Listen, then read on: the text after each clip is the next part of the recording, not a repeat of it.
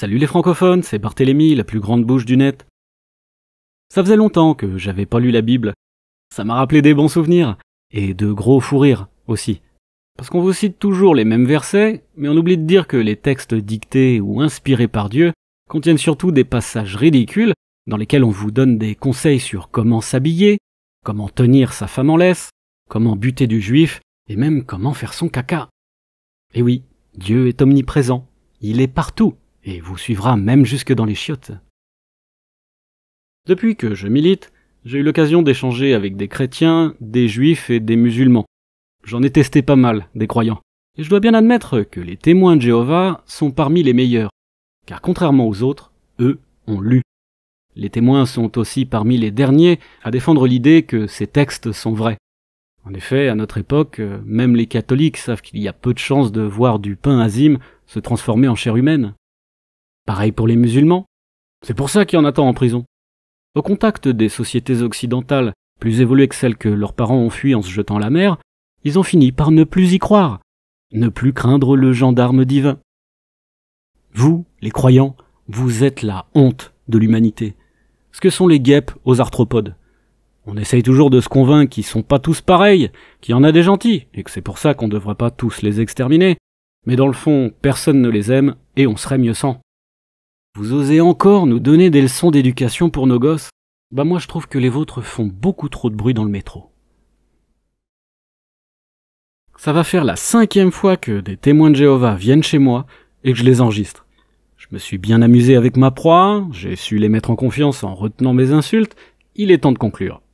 Je vais même me permettre de finir sur un petit conseil d'amis, le pire que j'ai trouvé. Avant de vous laisser avec ce que j'espère être la dernière vidéo de cette série, je précise que cet enregistrement clandestin a été réalisé exactement 3 jours avant qu'un Tunisien islamisé rappelle à la France entière à quel point il est utile de croire en Dieu pour faire le mal. Allez, salut les infidèles. Vous êtes tout seul là? Ouais, je suis tout seul aujourd'hui. Il n'y a pas de belle-mère, il n'y a pas d'antillais, il n'y a pas d'asiatique aujourd'hui? Y'a rien. Ils vous ont puni? Non, pas forcément de compagnon. Petit café? Ouais, avec plaisir. Et voilà votre café. Super. Alors, est-ce que vous aviez des questions sur les dernières fois? Entre la théorie de l'évolution, la véracité de la Bible. Moi, j'ai pas de questions. Vous êtes sûr, hein? Oui, oui. Et vous avez changé d'avis ou? Présenté. Ouais, non, j'étais sérieux. Non, ma question était sérieuse. D'accord. Bonne réponse ici. Oh, on a bien rigolé la dernière fois, hein? Oui. Alors, de l'utilité de la Bible maintenant. Ouais, si vous voulez. Oh, vous me le dites, hein? Puis si vous m'expliquez finalement que la Bible n'a pas de réelle utilité, moi, on est quitte et puis on va revenir la semaine prochaine, hein? Y a pas de problème. Vous prenez des notes? Non? C'est des vieilles notes, ça. Des vieilles notes. Non, j'essaie de pas utiliser mes notes quand même, parce que ce serait pas équitable. Oh, c'est beau, je parle de rien. Méfiez-vous quand même, on sait jamais. Alors, qu'est-ce qu'il y a de plus utile dans les sectes chrétiennes ou les judaïques, christianisme, l'islam? Il y avait par exemple le chapitre 12 et 13. Alors, 12 et 13. Page 115. Comment vivre d'une manière qui plaise à Dieu. Ouais. Et il y a aussi la vie comme Dieu la voit. Psaume 32, 8. Alors, psaume 32, 8. Jéhovah te rendrait perspicace et t'instruirait dans la voie où tu dois aller. Je veux te conseiller, l'œil sur toi. Il vous donnera les conseils. Il veut vous aider à surmonter vos épreuves. C'est ça l'utilité déjà. Oui, effectivement. Le guide. Ouais. À partir du moment où on pense que déjà Dieu existe, hein, à la base, qui s'intéresse aux humains, qu'il est une source de sagesse extraordinaire, qu'il veut le bien des humains,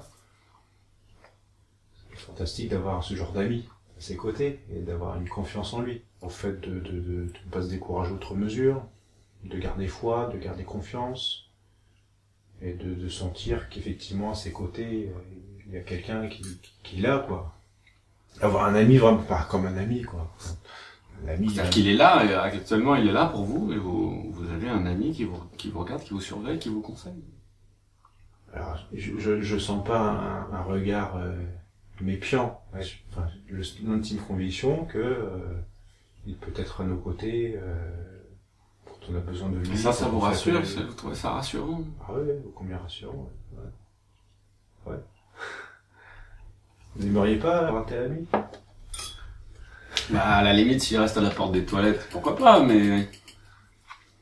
Non, on parle pas de quelqu'un qui épie, qui cherche à condamner, à juger ou à faire le mal. Et avoir quelqu'un en qui on peut exprimer parfois ses craintes, ses doutes, ses douleurs.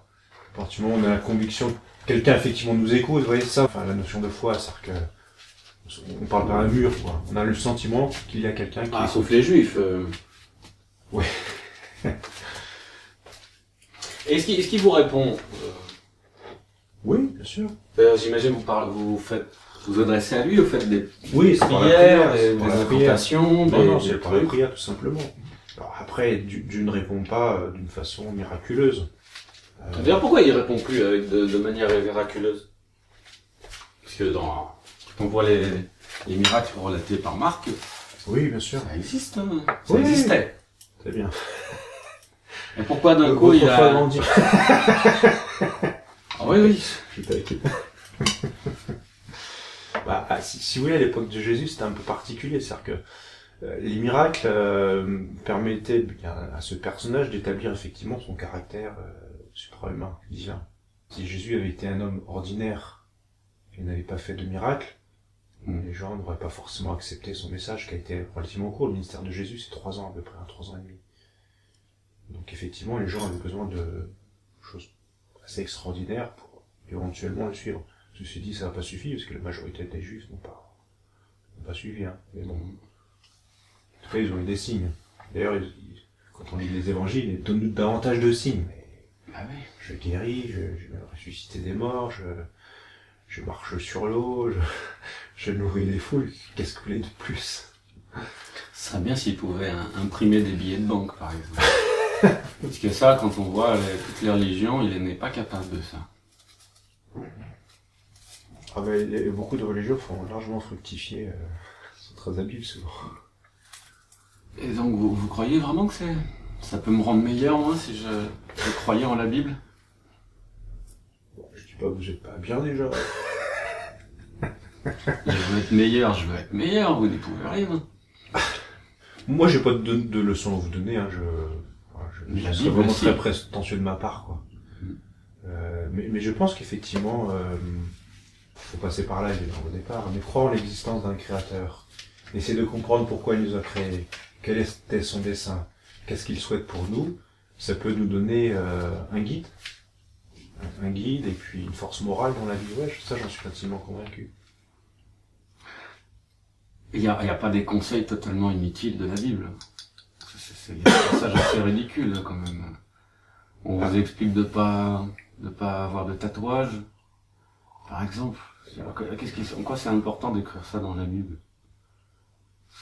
Alors ça faisait partie de la loi mosaïque donnée à la nation d'Israël à l'époque. C'était pour se démarquer, si vous voulez, des autres nations qui les entouraient. C'est plus à ce niveau-là, en fait. Après, il y a toute une série de lois qu'on retrouve dans les Écritures qui sont plus, entre guillemets, qui ont été ajournées, si vous voulez. Comment je fais pour savoir lesquelles sont d'actualité? En gros... Parce que les homosexuels, tout ce qui est rapport aux homosexuels, c'est toujours péché. Oui, bien sûr. Donc ça, c'est toujours d'actualité. En fait, la loi mosaïque, c'est un tuteur qui devait mener, guider la nation d'Israël, son Abraham, à accepter le Messie, quoi, quand il viendrait. Malgré le chemin pris par les lois mosaïques. Ouais.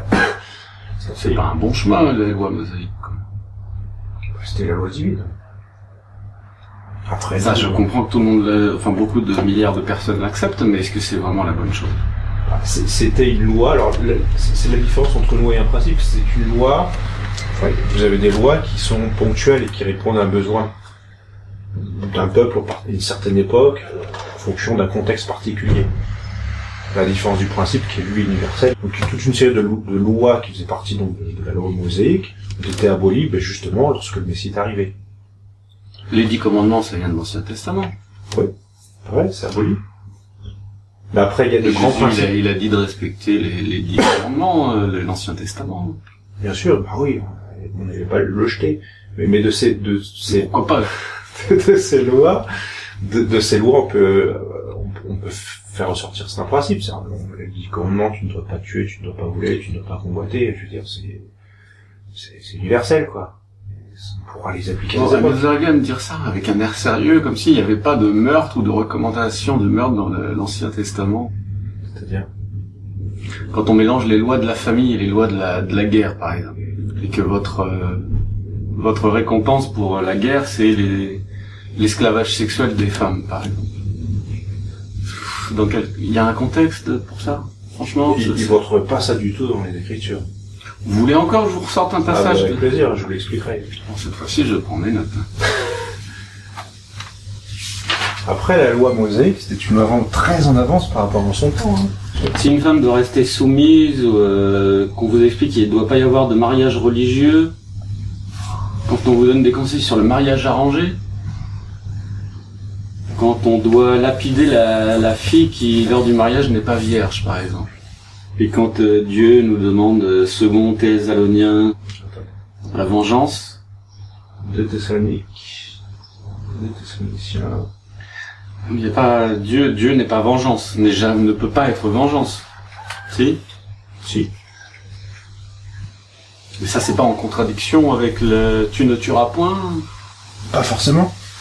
Pas forcément. Vous réclamez de la justice. Quand quelqu'un fait le mal, s'évertue à continuer à faire le mal, maltraite ses congénères, on le laisse faire, on ferme les yeux. Si votre c'est Dieu. Si votre c'est pas moi, hein, c'est Dieu. Voilà. Non, c'est pas moi. C'est pas les humains, jamais les humains, parce que les humains, effectivement, souvent c'est terrible. C'est difficile de reprocher à un homme de faire le mal quand on est Dieu et qu'on peut le faire. On sait que ça va arriver, on peut le changer. Alors, je vais vous lire le verset. Est-il pris en compte à ce propos le fait qu'il est juste pour Dieu de rendre la tribulation à ceux qui vous font subir la tribulation? Mais vous qui subissez la tribulation, le soulagement avec nous lors de la révélation du Seigneur Jésus du ciel, avec ses anges puissants, dans un feu flamboyant quand il fera venir la vengeance sur ceux qui ne connaissent pas Dieu et ceux qui n'obéissent pas à la bonne nouvelle concernant notre Seigneur Jésus. Donc effectivement, il y a une période de jugement. De vengeance en plus. De vengeance, oui. Est-ce qu'il y a un autre, un autre sens au mot vengeance? Là, c'est la notion de rendre justice à un moment donné, quoi. Ça, on peut pas reprocher à Dieu de ne rien faire. Le meurtre, la mort, hein. Ah oui, bien sûr, il y a une sentence, ouais. Donc tu ne tueras point, ça s'applique pas à Dieu.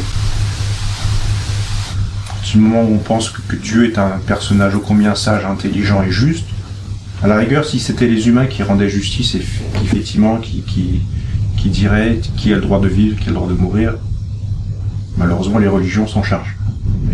Et souvent c'est terrible. À partir du moment où c'est Dieu, on se soumet, quoi. Vous soumettez. Oui. Mais qui sommes-nous pour dire à Dieu ce que tu fais c'est injuste ou Moi, je dirais des personnes sensibles et des personnes de science. La Bible, c'est clairement pas un objet scientifique, mais... Non, ça, on en avait discuté la dernière fois, un livre de science, la Bible, bien sûr. Quand même, un livre qui guide votre morale, qui vous donne une raison de tuer des animaux, par exemple. Je vous parle pas pour manger, c'est horrible, quoi. De tuer des animaux? Page 128. Dieu permet qu'on tue des animaux pour se nourrir et s'habiller, ou pour se protéger d'un danger. Genèse 3.21, 9.3, Exode 21.28. Mais il est mal de maltraiter ou de tuer des animaux simplement pour se divertir. Cela traduit un total manque de respect pour le caractère sacré de la vie. Proverbe 12.11. Donc là, clairement, Dieu est le créateur de la contradiction. Non, au contraire, sauf que c'est tout à fait raisonnable. Enfin, vous êtes végétarien, c'est ça? Non, je suis pas végétarien, j'ai lu la Bible. Et alors? Là, je pointe du doigt un des passages qui m'a le plus choqué dans la Bible et qui apparemment vous est passé sous les yeux, quoi. On va le reprendre, c'est lequel? La Bible condamne la maltraitance la torture, la maltraitance animale. Après, effectivement, en Amérique du Sud, en Amérique du Nord, les Indiens, ce sont des gens qui autrefois avaient un grand respect pour la nature. Maintenant, ils tuaient des animaux, mais à chaque fois, entre guillemets, ils le faisaient parce que c'était une nécessité. Pour de bonnes raisons. Pour de bonnes raisons. Est-ce qu'on peut leur en vouloir? Je ne pense pas.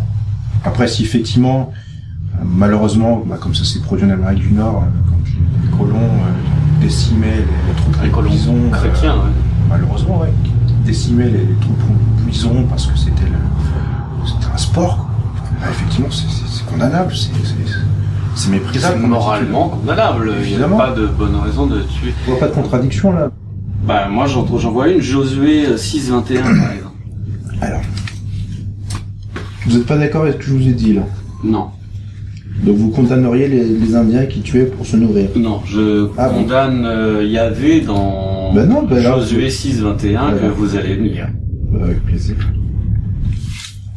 Donc là, on change de thème, manifestement. Ah non, on est toujours sur le guide moral. Dieu est le guide moral. D'accord. Puis ils vouèrent la destruction par le tranchement de l'épée tout ce qui était dans la ville, depuis l'homme jusqu'à la femme, depuis le jeune homme jusqu'au vieillard, et jusqu'au taureau, au mouton et à l'âne. Qu'est-ce qu'ils lui ont fait, ces pauvres petites bêtes à Yahvé? Il fallait voir la destruction, la ville de Jéricho, et tous ceux qui s'y trouvaient, y compris les animaux, effectivement.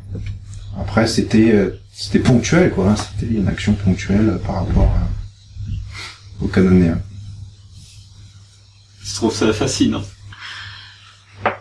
C'était une guerre, hein.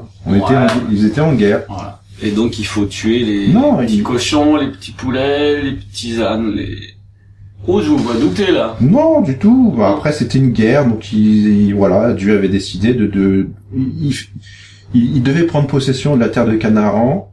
Les Cananéens étaient un peuple historiquement très dur. C'était un peuple qui pratiquait le sacrifice d'enfants. C'était des peuples assez compliqués, quoi, moralement.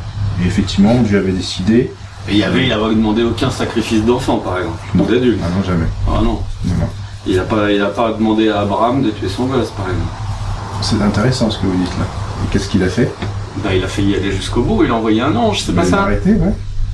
Et c'est intéressant parce que c'est une sorte de parabole en fait, parce que c'est Abraham qui avait effectivement dit voilà, grâce à sa foi en plus, pour oui, en démontrer quelque sorte, sa fidélité, sa soumission.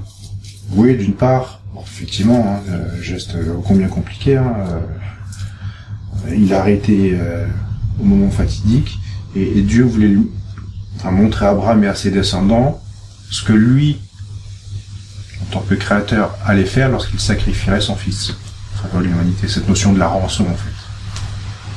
Sauf que le fils d'Abraham il serait mort définitivement.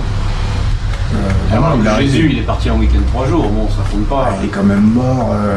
Ben, ça compte pas si vous êtes mort 3 jours. Vous êtes mort. Oh, si imaginez la souffrance d'un père qui voit son fils cloué là sur le bois. Alors, j'avoue que j'ai du mal à imaginer la souffrance d'une crucifixion, mais... Alors, si vous aviez la capacité de pardonner tout à tout le monde, vous sentiriez pas l'obligation de partir en week-end 3 jours? Enfin, ça c'est pas... vous auriez pas besoin qu'on vous le rappelle tous les jours, bon, je veux dire, merci. Non? Je comprends pas votre raisonnement. Ou alors c'est que nos péchés, ils valaient pas grand-chose, mais... Bah, au contraire. Oui, je vois aussi que la Bible vous conseille de donner, d'être généreux envers l'autre. Bien sûr.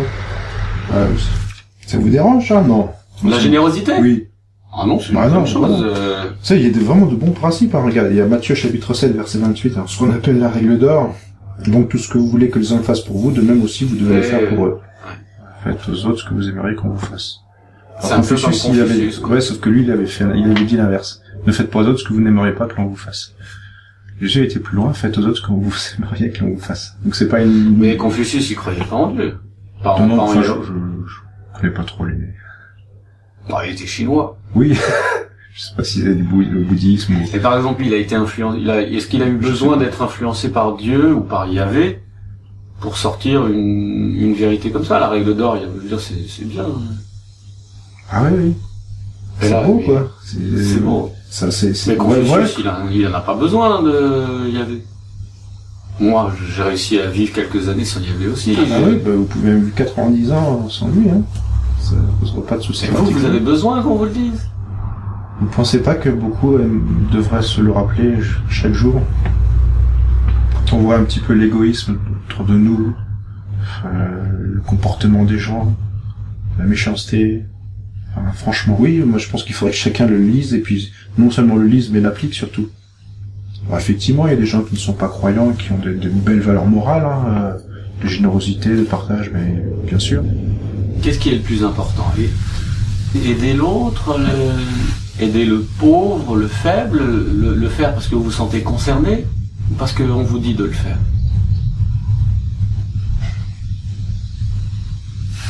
Les deux. Le fait de se le rappeler, de se l'entendre dire, ça permet de pas oublier. Parfois, quand on est dans une certaine forme de peut-être d'opulence, tout va bien pour soi, pour sa famille, on oublie un petit peu ce qui se passe à côté, quoi. Donc effectivement, quand on a ce genre de rappel que l'on trouve dans les Écritures, ça permet de se dire, n'oublie pas ton prochain, sois généreux. Donc les rappels sont importants. Bon, évidemment, on ne doit pas le faire simplement parce qu'on nous dit de le faire, mais ça aide. Ça aide. Vous trouvez pas? Job a vraiment été l'ami de Dieu, et Dieu a récompensé sa fidélité. On n'a pas besoin de la récompense pour bien se comporter envers l'autre, à moins d'être un enfant. Oui. Page 128. Si nous respectons la vie, nous serons toujours scrupuleux sur les questions de sécurité. Nous ne serons pas négligents, et nous ne prendrons pas de risques simplement pour le plaisir ou par goût des sensations fortes. Nous ne serons pas imprudents au volant, et nous ne pratiquerons pas des sports violents ou dangereux. Ça, vous pensez que David Douillet, il va finir en enfer? Non, du tout. Après, un boxeur, bon, c'est un sport, il finit souvent mal, quoi. C'est le caractère sacré, entre guillemets, de la vie, de la santé, et de ne pas se mettre inutilement en danger. D'où des conseils pour faire son ménage, c'est ça? Son ménage, c'est-à-dire... Si tu bâtis une maison neuve... Non, mais il est intéressant, ces principes. Ouais, allez-y. Tu devras faire un parapet Eh oui. pour ton toit, afin de ne pas mettre de sang sur ta maison, parce que quelqu'un qui tombe pourrait en tomber. Ouais. C'est drôle, non? Oui, alors l'expression, bon, c'est traduit depuis l'hébreu. Ah donc ouais, c'est drôle, attendez. Mais c'est intéressant parce que justement les maisons à l'époque avaient des toits plats. Dès qu'il faisait du soleil, qu'il faisait beau temps, enfin, ils faisaient sécher sans doute les vêtements, etc. Faut mettre une barrière pour pas qu'il tombe. Eh ben, l'idée c'était C'est ça. génial, non? Bah oui, mais C'est génial. c'est pas vachement en avance. Sincèrement. Imaginez les enfants. Oh, qui tombent. Et là, c'était inscrit dans la loi, et ça notait vraiment le caractère sacré de la vie, quoi. Évidemment, si t'as un toit, bah, mets un parapet pour éviter un accident. Enfin, moi, je trouve ça génial. Je trouve ça fantastique, quoi. Quelle prévenance, quoi. Conformément aux principes exposés par cette loi, maintenez en bon état des choses comme les escaliers de votre maison, afin que personne ne trébuche, ne tombe ou ne se blesse gravement. Si vous avez une voiture, veillez à ce qu'elle ne présente aucun danger. Votre maison et votre voiture ne doivent faire courir de risques ni à vous, ni aux autres. Que du bon sens. Faites gaffe, quoi. Enfin, conduisez-vous en respectant la vie des autres et votre propre vie. Enfin, moi, je trouve ça très très bon, au contraire. Et ce principe s'applique aussi pour la recherche embryonnaire, apparemment. La vie d'un embryon est important, c'est ça? L'âme d'un embryon est important. Oui, oui, bien sûr. Et c'est là où vraiment ça représente pour moi le plus grand danger de la foi religieuse. Qu'est-ce qui vous permet de dire que la recherche embryonnaire, que tous les chrétiens sont contre, parce que l'embryon a une âme depuis la conception? Est-ce que vous partagez ces mêmes croyances que les... Oui, c'est vrai, tout à fait. Bah, ouais, c'est-à-dire qu'on se dit, à partir du moment où il y a conception, effectivement, c'est une vie à naître et du coup on doit la respecter, quoi. Même si des professionnels vous expliquent qu'un embryon de 3 jours, ça fait 150 cellules. Oui. Et même si vous donnent des preuves scientifiques qu'un embryon humain... L'épreuve, c'est si on laisse l'embryon continuer, ça deviendra un enfant au bout de 9 mois, quoi. Parce que quand même, les embryons humains, c'est conservé dans des frigos. Si vous faites ça avec votre gosse, votre femme elle va gueuler. Hein. C'est pas pareil, un enfant et un embryon. Après, c'est toujours pareil, c'est où est-ce qu'on situe la limite, à partir de quel nombre de semaines, quel nombre de mois, on dit voilà, maintenant on n'y touche plus, ou, comment légiférer, d'où effectivement les avis ô combien divergents, quoi. Il y a la moitié de la planète qui sera pour et la moitié qui sera contre, donc quelque part c'est que... Alors qui a raison? Chacun pense avoir raison. Même ceux qui n'ont pas de preuves. C'est compliqué de dire voilà, c'est moi qui ai raison, c'est vous qui avez tort, ou... Enfin... Tout est relatif. Non, pas forcément, tout est relatif. Non, maintenant, bon, à chacun de se positionner par rapport à cette question, je pense. Vous avez pas partagé pas le même point de vue que moi, mais bon, à la rigueur, je le respecte, votre point de vue, il est pas mien, quoi. Si par exemple un professionnel vous explique que votre fille ou une de vos filles a besoin d'une transfusion sanguine, vous seriez prêt à passer combien de temps à chercher une alternative à cette transfusion sanguine? Parce que votre enfant pourrait mourir assez rapidement. Si une artère est sectionnée, c'est quelques secondes. Vous seriez prêt à suivre les conseils bibliques ou... Oui, bien sûr. Ouais. Si vous voulez. Là, par exemple, vous voyez pas de problème Forcément, si. Je chercherai ce qui est dans mon pouvoir, et en partenariat avec les médecins et les chirurgiens pour trouver une solution. En partenariat, c'est-à-dire d'égal à égal, vous iriez dans la salle de briefing, tiens, moi Non, enfin, ça se passe pas comme ça. Mais à partir du moment où on pense que la Bible est la parole de Dieu, on l'accepte dans sa globalité ou pas, quoi. Enfin, nous, en tant que chrétiens, en témoin de Jéhovah, on picore pas, quoi. On picore pas. Soit c'est globalement la parole de Dieu, soit ça l'est pas du tout. Oui, soit elle est sacrée sur tout, soit elle ne laisse rien. C'est ça. Donc à partir du moment où on accepte aussi parfois les conséquences. Quand bien même vous seriez prêt à laisser mourir votre fille pour... Non, alors, c'est pas aussi simple que ça. Soit j'irai à notre traitement ou une technique médicale. Vous savez, il y a des tas de gens qui sont opérés sans transfusion de sang. Mon père a été opéré à cœur ouvert sans transfusion, quoi. Donc, sur votre demande, sérieux? Oui, bien sûr. Parce que vous êtes témoin de Jéhovah? C'est sur sa demande à lui. Vous rendez compte de l'influence de... Pour moi, c'est des mythes de l'Antiquité sur... Bah oui, forcément. Mais pour moi, c'est une réalité. C'est pour ça que... Pour moi, c'est pas du tout des mythes, ça. Dieu n'est pas un mythe, c'est pas une création de l'homme. Il existe bel et bien, il peut nous influencer, il nous guide, il nous donne des conseils, il nous apporte une espérance. Pour moi, tout ça, c'est une réalité. Je suis pas dans le mythe ou dans le... Je comprends que ça vous semble un petit peu incongru, hein, C'est tellement incongru, enfin, c'est pas un livre de science et vous le savez. Ouais. Si vous êtes malade, le mieux c'est d'écouter votre médecin, pas votre Dieu.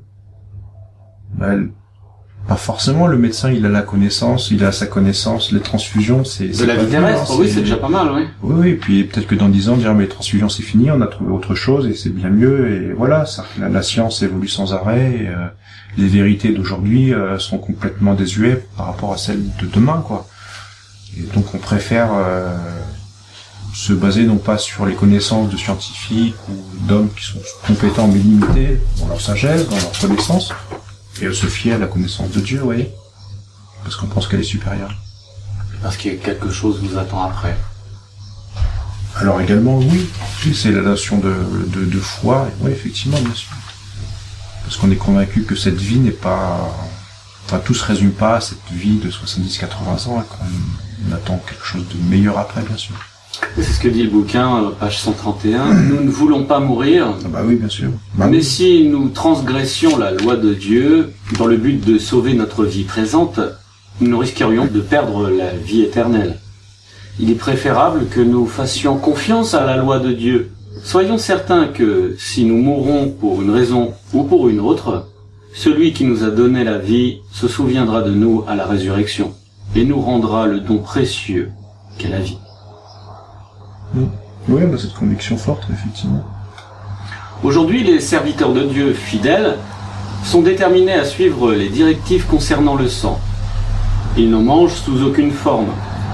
Ils n'acceptent pas non plus le sang pour des raisons médicales.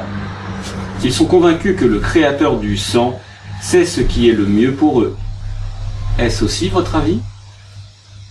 Et là, vous voyez aucun danger, par exemple. Là, le clash entre la science et la foi religieuse, là, ça vous... Là, il y a aucune incompatibilité, quoi. Si, il y a oui, bien sûr qu'il peut y avoir une incompatibilité. Après, vous savez, la transfusion, c'est pas le remède universel, hein. Si je vous prête ce livre de Bertrand Russell, qui est le prix Nobel de littérature 1950, Science et religion, vous le liriez? En ce moment, j'ai beaucoup de choses à lire.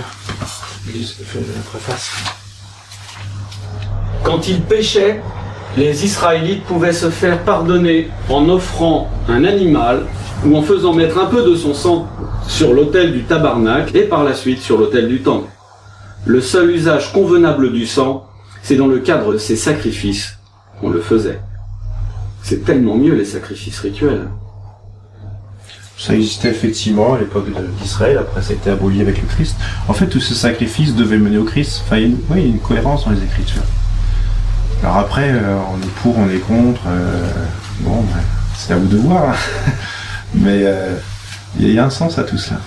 Après, sincèrement, moi, je veux bien que vous croyiez en la science et que vous vous fixiez effectivement sur les hommes de science pour... Mais qu'apporte la science aujourd'hui? Enfin... Par exemple, le sang artificiel, c'est une découverte de la science. Vous accepteriez, vous, et au nom de quoi vous accepteriez ou n'accepteriez pas le sang artificiel? Si c'est évidemment artificiel, oui, il n'y a pas de souci. Vous connaissez tous les problèmes que ça cause, les sacrifices rituels comme la viande cachère, la viande halal. Vous acceptez ça? Vous seriez prêt à défendre? Non, c'est rituel, et puis ils ont de bonnes raisons de le faire, c'est écrit aussi. Faut demander à un juif ou un arabe. Hein, patience, mais non, enfin moi j'achète de la viande à la boucherie, halal ou cachère ou pas halal, peu d'importance. Quand le pape, qui n'est pas forcément votre meilleur ami, recommande à des populations africaines qui sont ravagées par l'épidémie du sida de ne pas porter le préservatif, qu'il explique que le sida est moins grave que le port du préservatif, il le fait pour des raisons religieuses. Avez-vous un argument contre cette décision? Nous, on encourage la fidélité entre conjoints. Si par exemple votre femme était déjà mariée avant et qu'on lui file une maladie sexuellement transmissible, ça sous-entend qu'elle n'était pas vierge au mariage. Mais non. On part du principe que vous l'avez pas tuée. Non, qu'on n'aime pas l'usage du préservatif, non. Dans ce cadre-là, non. Enfin, je veux pas condamner l'usage ou le non-usage du préservatif. Là n'est pas le problème pour moi. Donc ça c'est différent des cathos. Oui.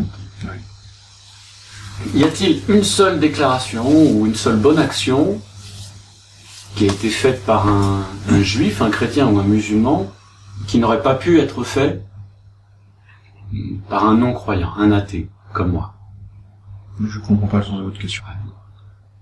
Tous les conseils moraux, les conseils de comportement que Yahvé, Jésus, Allah vous donne. Parmi tous ces conseils, quelle bonne action un athée ne pourrait pas faire? Je vais aussi. Je veux pas où vous voulez en venir. En quoi les conseils de Yahvé sont-ils uniques? En quoi les conseils de Jésus, de Allah sont-ils uniques? Pourquoi est-ce qu'on a besoin de lui en particulier? Parce qu'il est notre créateur. C'est vrai qu'il connaît parfaitement la création, il connaît parfaitement la nature humaine. Il connaît tous les rouages de sa création. Et donc ce serait quand même dommage de se passer cette source de conseil d'intelligence. Moi, je pense qu'on n'a pas besoin de Jésus, pas besoin de Yahvé, pas besoin d'Allah pour être bon. Les gens vivent sans, aujourd'hui, la plupart. Hein. Mais voilà, faites le constat de la société aujourd'hui. On va vers le mieux. Je suis super optimiste là, parce que je sens que là, on va résoudre tous nos problèmes, quoi. Les hommes de science vont résoudre tous nos problèmes, j'en suis convaincu. Oui, effectivement, tout le monde le sait, tout le monde le connaît, mais combien l'applique? Faites aux autres ce que vous aimeriez qu'on vous fasse. Vous dites qu'on n'a pas besoin de ça. Moi, je dis qu'on a surtout besoin de ça. Vous croyez que notre population carcérale et même la population carcérale des États-Unis est remplie plus de croyants ou de non-croyants? Aux US, ils sont très croyants, je pense. Et ça n'empêche rien. Malheureusement. Les gens, parfois, ont une forme de piété, ils croient en Dieu, mais croire en Dieu, ça signifie pas suivre ses préceptes. C'est-à-dire qu'il y a beaucoup d'hypocrisie, malheureusement. Énormément. Moi, si. Effectivement, j'ai une forme de foi, j'ai ma foi, mais quand je vois ce que font beaucoup de croyants au nom de Dieu, mais ça m'horrifie, quoi. Ça m'horrifie. Mais parlons de vous. Vous croyez pas que vous seriez plus utile aujourd'hui, là, maintenant, tout de suite, à vous occuper de vos filles le jour de votre congé, et de faire leur nourriture, jouer avec elles? Je vais retourner là. Je sais, c'est pour ça que je vous demande ça. Bon, c'est un équilibre. Après, je vais pas passer toutes mes journées de repos. Cet après-midi, je serai avec mes enfants, quoi. Après, c'est une notion d'équilibre. Elles commencent à grandir et évidemment, faut que je sois équilibré dans mon, entre guillemets, dans mon ministère, dans ce que je donne effectivement. Et puis ma famille, aujourd'hui, c'est ma priorité. Hein, je ne cache pas. Alors qu'est-ce que vous faites ici? C'est un équilibre. Enfin, parler de Dieu, prêcher l'évangile, c'est aussi important. Mais c'est pas toute ma vie non plus. Hein. J'ai une femme, j'ai une famille, je m'en occupe du mieux que je peux. Et elles sont, je pense, assez relativement heureuses. Qu'est-ce que vous attendez de venir ici toutes les semaines? Échanger, partager effectivement cette pensée, l'évangile. Après, je pense qu'on en a fait le tour tous les deux, quoi. Parce que vous restez sur votre position, moi je reste sur ma position. Mais vous n'avez pas fait de mal l'un à l'autre. Vous seriez pas mieux là, à l'heure actuelle, tout de suite maintenant avec vos filles? Dit d'une autre manière, vous pensez pas qu'à leur âge, vos filles seraient plus contentes de voir leur papa et leur maman le matin et l'après-midi? Oui, bon, bien sûr. C'est pareil pour quelqu'un qui va faire du sport, c'est pareil pour quelqu'un qui va à la natation, voilà. Moi, Vous pensez pas que le jour où elles auront 15 ans, l'adolescence, 15-17 ans, vont pas vous reprocher votre absence, par exemple? Non, parce que Elles sont déjà dans la secte ou... Pas une secte, c'est une religion. Dans Mais votre religion, pardon. non, je pense pas. Après, c'est le lundi matin, je donne du temps à mon ministère maintenant. Voilà, le reste de la semaine, je fais attention.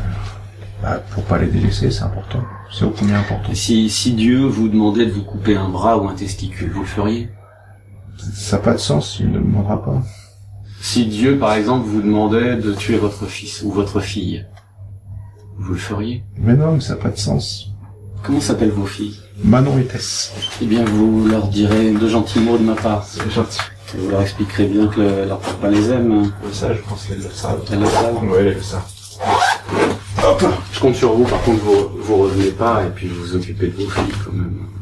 Les lundis matins maintenant. Je reviendrai pas parce que je pense qu'on a fait le tour des questions.